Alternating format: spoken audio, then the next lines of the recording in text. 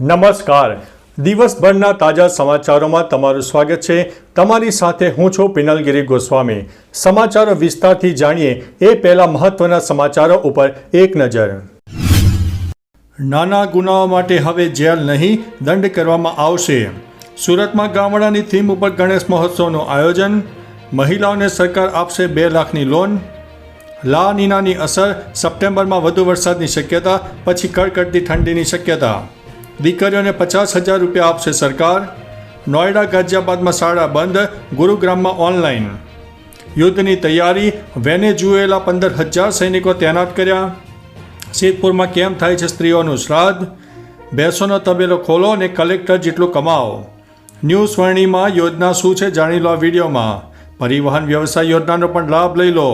પશુપાલન યોજનામાં રબારી અને ભરવાડ સમાજ માટે આર્થિક સહાયનું આયોજન. અંબાજી રહસ્ય, તમે તારુણી માતા અને અચાનક આરતી બંધ. એસઓજીએ બોગસ તબીબને ઝડપી પાડ્યો. ભારે વરસાદને કારણે શાળામાં રજા જાહેર કરવામાં આવી છે. હવે મિત્રો સમાચારો વિસ્તારથી. દેશના ઘણા ભાગોમાં ભારે વરસાદ પડી રહ્યો છે. બુધવારે દિલ્હી એનસીઆરમાં ભારે વરસાદનું એલર્ટ જારી કરવામાં આવ્યું છે. નોઈડા અને ગાઝિયાબાદ સહિત ઘણા શહેરોમાં બુધવારે શાળાઓમાં રજા જાહેર કરવામાં આવી. જિલ્લા કલેક્ટર દ્વારા આ આદેશ જારી કરવામાં આવ્યો છે. બુલંદશહેરમાં નર્સરીથી ધોરણ 12 સુધીની શાળાઓ બંધ રહેશે. ચંદીગઢમાં પણ શાળાઓ બંધ રહેશે. હિમાચલના ઘણા જિલ્લાઓમાં શાળા બંધ રહેશે. મિત્રો, અન્ય મહત્વના સમાચારની વાત કરીએ તો એસઓજીએ બોગસ તબીબને ઝડપી પાડ્યો. શામળાજીમાં એસઓજીએ ખાનગી માહિતીના આધારે બોગસ તબીબ ઉદાભાઈ મોતીભાઈ પગી વિરુદ્ધ અચાનક રેડ કરી હતી. આરોપી બસ સ્ટેશનથી મંદિર જતા રોડ ઉપર મેડિકલ ડિગ્રી વગર અને અનુભવના આધારે લોકોની સારવાર કરીને એલોપેથિક દવાઓ આપી રહ્યા હોવા અને આરોગ્ય સાથે ચેડા કરતો હતો. એસઓજીએ 5,886 રૂપિયાની દવાઓ અને મેડિકલ સાધનો જપ્ત કર્યા છે. ઉદાભાઈ સામે ગુનો નોંધીને કાયદેસરની કાર્યવાહી હાથ ધરાઈ છે. મિત્રો, અન્ય મહત્વના સમાચારની વાત કરીએ તો અંબાજી મંદિરમાં સવાર સાંજની આરતીમાં જ્યારે જય આદ્યશક્તિ, તેરસે તુલજા રૂપ તમે તરુણી માતા પંક્તિ આવે ત્યારે આરતી 1 મિનિટ અટકાવવામાં આવે છે. એ સમયે પૂજારી આંખે પટ્ટી બાંધીને સળગતી આરતી સાથે માં અંબાના 20 યંત્રની ગુપ્ત પૂજા કરે છે. પછી ફરીથી 14 રૂપ ચંડી ચામુંડા પંક્તિથી આરતીની શરૂઆત થાય છે. આ અનોખી પરંપરા અંબાજીની આરતીને દેશના અન્ય મંદિરોની આરતીથી વિશિષ્ટ બનાવે છે. મિત્રો, અન્ય મહત્વના સમાચારની વાત કરીએ તો પશુપાલન યોજના. રબારી અને ભરવાડ સમાજ માટે આર્થિક સહાય. રબારી અને ભરવાડ પરિવારોને તેમના પરંપરાગત પશુપાલન વ્યવસાયમાં મદદ કરવા માટે ધિરાણ યોજના ઉપલબ્ધ છે. આ યોજના સામાજિક ન્યાય અને અધિકારીતા વિભાગ દ્વારા આપવામાં આવે છે. આ યોજના હેઠળ જો તમે 1 વર્ષ સુધી લોનના હપ્તા નિયમિત ભર્યા હોય તો તમને વધારાના 2 પશુઓ માટે 1,40,000 અને ડેરી શેડ માટે 1,20,000 એમ કુલ મળીને 2,60,000 રૂપિયાની વધારાની લોન મળી શકે છે. મિત્રો, અન્ય મહત્વના સમાચારની વાત કરીએ તો પરિવહન વ્યવસાય યોજનાનો લાભ લો.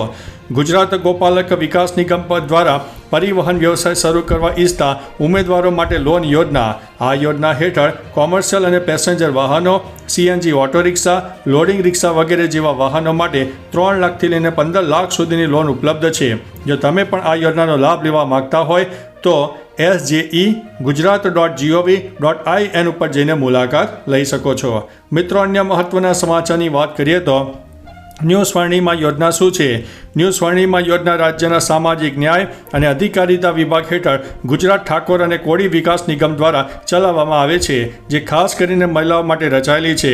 આ યોજનાનો હેતુ આર્થિક રીતે પછાત ઠાકોર અને કોળી સમુદાયની મહિલાઓને સ્વરોજગાર અને આર્થિક સશક્તિકરણ માટે સહાય પૂરી પાડવાનો છે.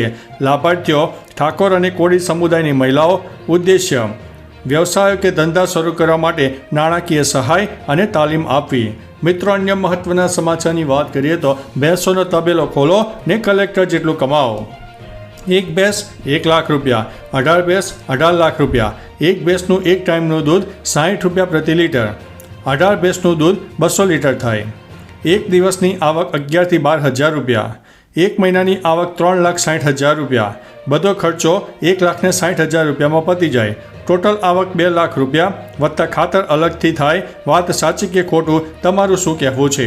મિત્રો, અન્ય મહત્વના સમાચારની વાત કરીએ તો સિદ્ધપુરમાં કેમ થાય છે સ્ત્રીઓનું શ્રાદ્ધ. લોકવાયકા અનુસાર સિદ્ધપુર ખાતે કપિલ મુનિએ તેમની માતાને મોક્ષ આપ્યો હતો, જે બાદ કપિલ મુનિએ વચન આપ્યો કે જે દીકરો પોતાની માતા, બહેન, કાકી કે કોઈ પણ સ્ત્રીનું પિંડદાન અહીં કરશે તો તેને મોક્ષ મળશે. સૌથી પહેલાં ભગવાન પરશુરામે તેમની માતાનું પિંડદાન સિદ્ધપુરના બિંદુ સરોવર ખાતે કર્યું હતું. ભગવાન પરશુરામે વચન આપ્યું કે જે માતાનું શ્રાદ્ધ બિંદુ સરોવરમાં કરશે તેમને માતાના ઋણમાંથી મુક્તિ મળશે. મિત્રો, અન્ય મહત્વના સમાચારની વાત કરીએ તો યુદ્ધની તૈયારી. વેનેઝુએલાએ 15,000 સૈનિકોને તૈનાત કર્યા. અમેરિકા સાથેના તણાવ વચ્ચે વેનેઝુએલાના પ્રમુખ નિકોલસ માદુરોએ યુદ્ધની તૈયારી શરૂ કરી છે. તેમણે 15,000 સૈનિકોને તૈનાત કર્યા છે અને યુવાનોને મિલિશિયામાં જોડવા આહવાન કર્યું છે. માદુરોને ભય છે કે અમેરિકા અને તેમના દેશ પર હુમલો કરશે. જો કે અમેરિકાએ આ આરોપોને નકારી કાઢ્યા છે અને કહ્યું છે કે તેની નૌસેનાની હાજરી ક્વાર્ટિલોનો સામનો કરવા માટે છે.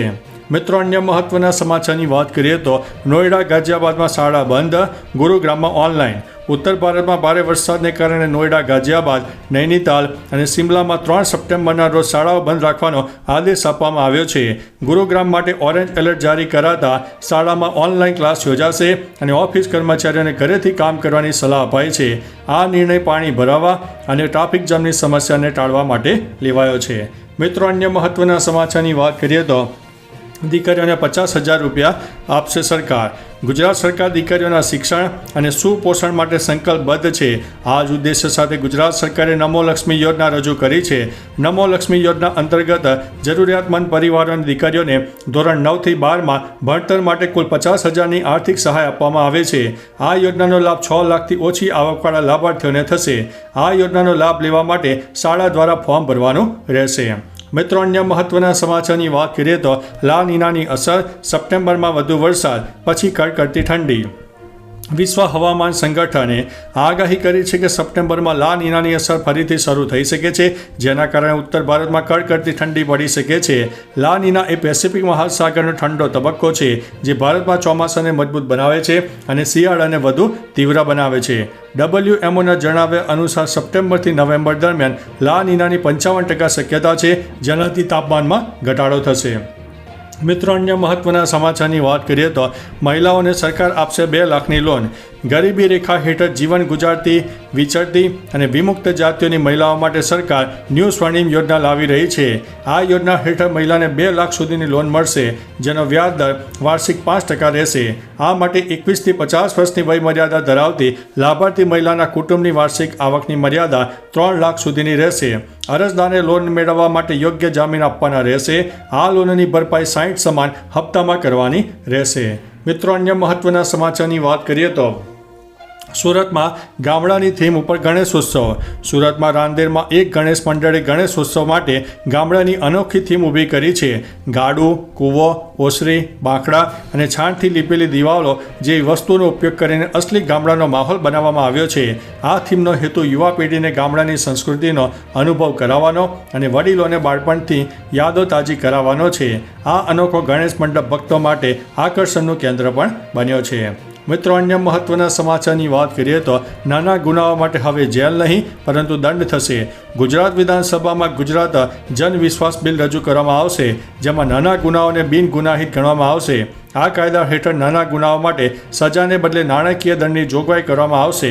આ જોગવાઈ 11 વિભાગ અને 500 પ્રકારના ગુનાઓને લાગુ પડશે, જેમાં નગરપાલિકાના વેરા ન ભરવા જેવા ગુનાઓનો પણ સમાવેશ થાય છે. આ પગલાંથી કોર્ટ, જેલ અને પોલીસનું ભારણ ઘટશે. મિત્રો, અન્ય મહત્વના સમાચારની વાત કરીએ તો ગુજરાતમાં હજુ પણ વરસાદની શક્યતા રહે છે. ગુજરાતના અનેક ભાગોમાં આગામી 7 સપ્ટેમ્બર સુધી વરસાદની તીવ્રતામાં નોંધપાત્ર વધારો થશે. તો ચાલો મિત્રો, ફરીથી દેશ અને દુનિયાના સુપરફાસ્ટ સમાચાર લઈને મળતા રહીશું. ત્યાં સુધી અમને રજા આપશો. નમસ્તે.